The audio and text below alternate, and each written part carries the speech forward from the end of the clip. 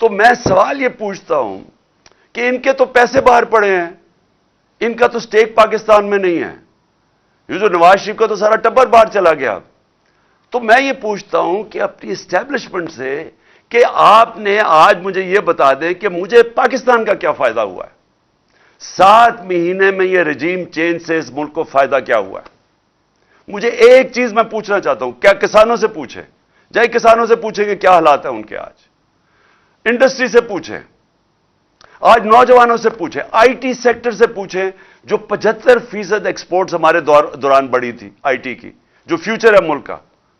مجھے کسی سیکٹر سے بتائیں کہ کسی کو فائدہ ہوا ہے ان کے آنے سے. آج وہ لوگ جو ہمارے پر تنقید کرتے تھے وہ آج دعائیں کر رہے ہیں کہ آپ کسی طرح واپس آئیں.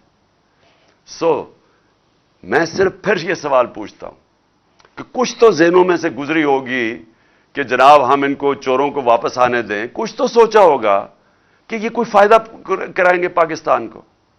اور میں حیرت یہ ہے کہ 30 سال سے ان کا ٹریک ریکارڈ ہمارے سامنے ہے، اور ہماری اپنی اسٹیبلشمنٹ نے بار بار ان کو کرپٹ کہا ہے. اپنی اسٹیبلشمنٹ نے 2 دفعہ نکوالا ہے ان کو 90 کی دہائی میں، جب یہ ان کی کرپشن کی وجہ سے. تو میں ابھی بھی میں حیران ہوں کہ کوئی بھی شاید مجھے اس کا پتہ چل جائے کہ کوئی وجہ ہو یا ان کو کوئی نظر آئی ہو چیز کہ جو ان میں کوئی صفت ہو، وہ شاید مجھے نہ نظر آ رہی ہو. لیکن میں آخر میں آج اپنے سارے پاکستانیوں سے مخاطب ہوں.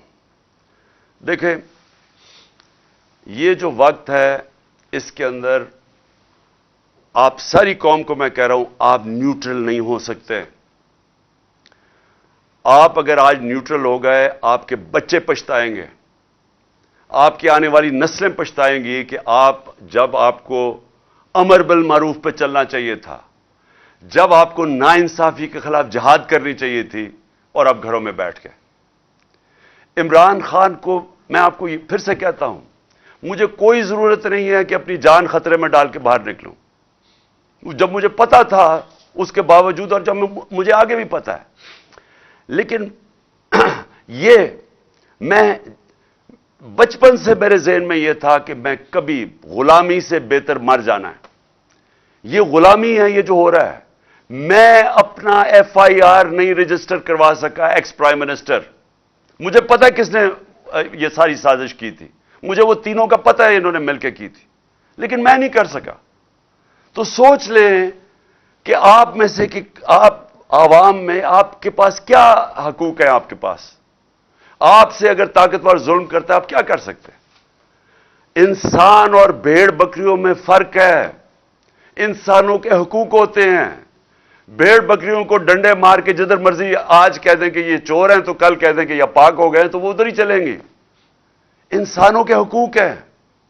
انسان جب تک اپنے حقوق اور آزادی، جب تک اس کے لیے رائے حق کے لیے نہیں کھڑا ہوتا، انسانی معاشرہ جانوری معاشرہ بن جاتا ہے. جانوروں کا معاشرے میں جنگل کا قانون آ جاتا ہے، جو اس وقت مجھے افسوس سے کہنا پڑتا ہے پاکستان میں ہے.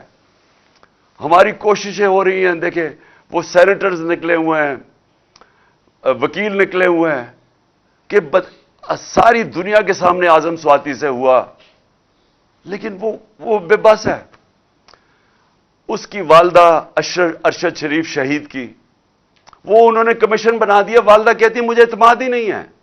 تو جنہوں نے جو چاہتے ہیں انصاف، اگر ان کو کمیشن پہ اعتماد نہیں ہے تو کیسے انصاف ملے گا؟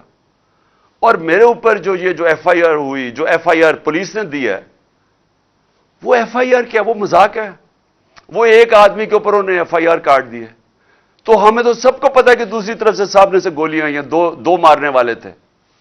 تو انہوں نے تو وہی کیس بنا دیا کہ جناب یہ چاہتے ہیں. اسکرپٹ کیا تھی کہ جی دینی انتہا پسند میں اکیلا تھا. اچھا، وہ بھی اتنا بیوقوف ہے، جنہوں نے اس کو پڑھایا اس طوطے کو، وہ بھی اتنے بیوقوف تھے. وہ پہلی چیز کہتا کہ جی میں اکیلا تھا.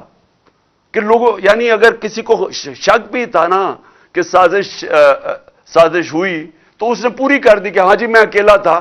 کہیں وہ شک نہ پڑ جائے کہ جو سامنے والا تھا اور اصل وہ نہ کہیں اس کی تلاش نہ شروع ہو جائے. تو اگر ہمیں انصاف نہیں مل سکتا، میں پھر سے کہتا ہوں میری قوم، آپ کو یہاں انصاف نہیں ملنے لگا, یہ ملک آگے نہیں بڑھنے لگا. اور یہ جو میں اب آپ کو ڈیٹ دینے لگا ہوں, میں اپنی ساری پہلے تو پارٹی کو بھی ساروں کو کہوں کہ ابھی سے تیاری شروع کر دیں. اگلے ہفتے 26 نومبر کو آپ نے سب نے اسلام آباد پہنچنا ہے. میں انشاءاللہ آپ کو وہاں ملوں گا اسلام آباد میں.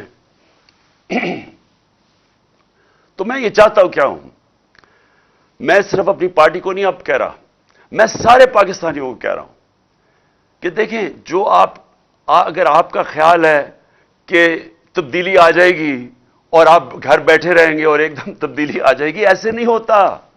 اللہ کا فرمان ہے کہ میں کبھی, قرآن میں کہتا ہے, میں کبھی کسی قوم کی حالت نہیں بدلتا جب تک وہ قوم خود اپنی حالت بدلنے کی کوشش نہ کرے. اگر ہم سمجھتے ہیں کہ ہم بھیڑ بکریوں کی طرح رہیں اور ایک دم ہم آزاد ہو جائیں گے, ہم نہیں ہوں گے, وہ ویسے ہی رہیں گے. تو یہ وقت ہے, میں ساری قوم کو دعوت دے رہا ہوں کہ آپ نے آنا ہے پنڈی. آپ نے پنڈی آنا ہے 26 تاریخ کو, ہفتے کو. 1 اور 2 کے بیچ میں آپ نے پوری کوشش کرنی ہے پہنچنے کی. میں خود وہاں آپ سے انشاءاللہ خطاب کروں گا اور اگلا لائے عمل دوں گا. یہ تحریک رکنے نہیں لگی, میں آپ کو اگلا لائے عمل دوں گا. اور میں اپنے سارے جو طاقتور حلقے ہیں, میں آپ کو صرف ایک چیز کہنا چاہتا ہوں, جس سے مرضی آج پوچھ لیں, آپ کے پاس طاقت ہے, آپ کی ذمہ داری ہے, جس سے پوچھ لیں, بزنس مین سے پوچھ لیں, پروفیشنل سے پوچھ لیں, اکانومسٹ سے پوچھ لیں, کسی سے بھی پوچھ لیں. اگر کوئی آپ کو کہے سوائے ایک حل کے, صاف اور شفاف الیکشن, اس کے علاوہ کوئی دوسرا حل نہیں ہے اب اس دلدل سے نکلنے کا جدھر انہوں نے 7 مہینے میں ہمیں لے کے جا رہے ہیں. اس کے علاوہ کوئی راستہ نہیں ہے. ان کے پاس کوئی پلان ہی نہیں ہے. کوئی پوچھے تو صحیح کہ آپ کا روڈ میپ کیا ہے؟ ملک جو تیزی سے نیچے جا رہا ہے, جو باہر کی دنیا اب سارا اعتماد کھو بیٹھی ہے, کون سا روڈ میپ ہے آپ کے پاس؟ ان کے پاس کوئی روڈ میپ نہیں ہے. 7 مہینے میں جو روڈ میپ نظر آیا وہ صرف اپنی چوری بچانے کا ہے. سو لہذا ساری قوم ادھر آئے گی اور ہم ڈیمانڈ کریں گے ایک چیز, صاف اور شفاف الیکشن. اور ہماری تحریک چلتی رہے گی حقیقی آزادی کی اس کے بعد بھی, جب تک ہم اس قوم کو ایک صحیح معنی میں ایک وہ قوم نہ بنا دیں جس میں ہر انسان کے حقوق ہوں, جدھر تھانہ, کچہری, پٹواری کی سیاست نہ ہو, کیونکہ وہ حقوق ان کو آزاد کر دیں لوگوں کو. کیوں نہیں برطانیہ کے اندر تھانہ کچہری ہوتی؟ کیوں کچہریوں میں ظلم وہاں نہیں ہوتا؟ کیوں پٹواری کو رشوت نہیں دینی پڑتی وہاں؟ کیونکہ وہاں حقوق ہیں انسانوں کے, وہ آزاد لوگ ہیں, وہ انصاف ہے. اس کے لیے میں چاہتا ہوں ساری قوم مل کے ہمارے ساتھ جدوجہد کرے. اور انشاءاللہ میں سب کو اگلے ہفتے پنڈی میں آپ سے میری